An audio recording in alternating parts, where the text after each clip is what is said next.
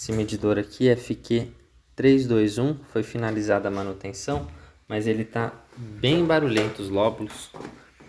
Acho que dá até para ver que os lóbulos já estão um pouco avariados, né? Ele tá girando bem, mas tá com barulho. Vamos ver se o vídeo consegue pegar.